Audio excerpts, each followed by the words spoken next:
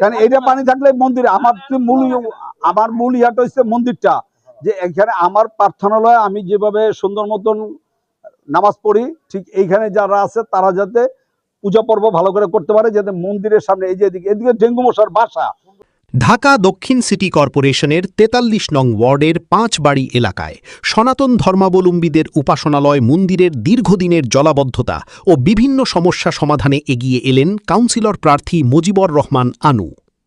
স্থানীয়দের অভিযোগ, মন্দিরের চারপাশে দীর্ঘদিন ধরে জলাবদ্ধতা থাকায় পূজা অর্চনা ও যাতায়াতে দুর্ভোগ সৃষ্টি হচ্ছিল।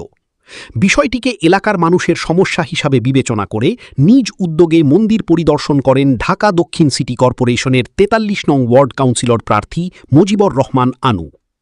এ সময় তিনি মন্দিরের চারপাশে জমে থাকা জলাবদ্ধতা পরিষ্কার করার উদ্যোগ নেন এবং মন্দিরের বিভিন্ন সমস্যা সমাধানের জন্য আর্থিক সহায়তা প্রদান করেন। তিনি বলেন, ধর্ম বর্ণ নির্বিশেষে ৪৩ নং ওয়ার্ডের প্রতিটি নাগরিকের সেবা নিশ্চিত করাই তার অঙ্গীকার। স্থানীয় সনাতন ধর্মাবলম্বীরা তার এই উদ্যোগকে স্বাগত জানিয়ে কৃতজ্ঞতা প্রকাশ করেন।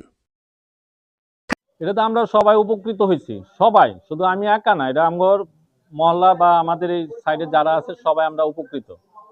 কারণ মুজিবুর ভাই যেহেতু এখন উনি নির্বাচিত না হওয়ার আগে যতটুকু আমাদের সাহায্য সহায়তা করছে বা আমাদের পাশে দাঁড়াইছে, এটি আমরা অনেক ওনার কাছে কৃতজ্ঞ। আর আজকে এই এলাকার জন্য উনি কি কি উন্নয়নমূলক কাজ করতেছে সেটা আমি বললে না, যারা তাদের উপকার পাইছে আপনারা তাদের কাছে যান, হ্যাঁ, ওনাদের কাছে যান, তাইলে বুঝতে পারবেন উনি আসলে কি কাজগুলি করছে। শুধু আমাদের পাঁচবাড়ি মন্দিরে না, এইখান থেকে শ্যামবাজার বল্লভরাম মন্দির, ওইখান থেকে শিব মন্দির, প্রতিটা মন্দিরে তার অবদান আছে, মসজিদে তার অবদান আছে।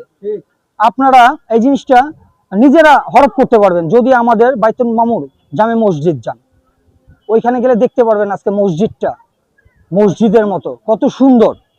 একটা লোক বাইরে থেকে নামাজ পড়লে সে বলে এটা কি সেই মসজিদ।